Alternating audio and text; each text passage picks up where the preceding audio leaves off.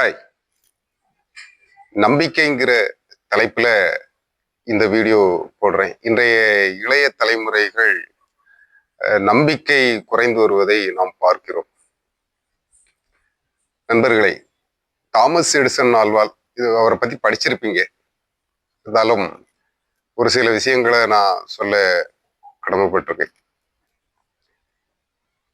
Paper ஓட்டோம்ல போந்து, அந்த பசை பிசின் அது கண்டுபிடிச்சது கூட தாமஸ் எடிசன் ஆல்வால் தான்.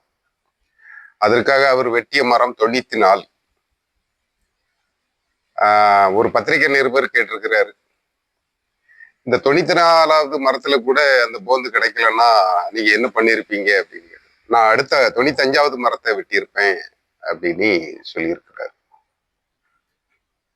நண்பர்களே, நம்பிக்கை மற்றவங்க தரமாட்டாங்க.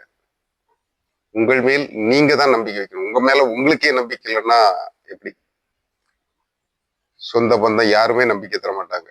நம்பிக்கை ஒளிய தீபத்தை ஏற்றவே விட மாட்டான். இது நடக்காது, இது ஆகாது, இது முடியாது, இப்படித்தான் சொல்லுவாங்க.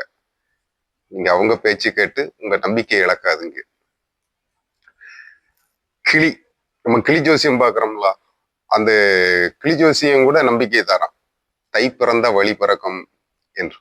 அமெரிக்காவில கூட அப்படி இல்லை. நம்பிக்கையை ஒரு கிளி கூட தருவு. ஆனா மனுஷன், சக மனிதன், குடும்ப உறவுகள், நண்பர்கள் தரவே மாட்டாங்க.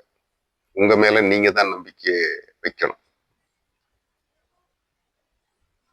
நன்றி.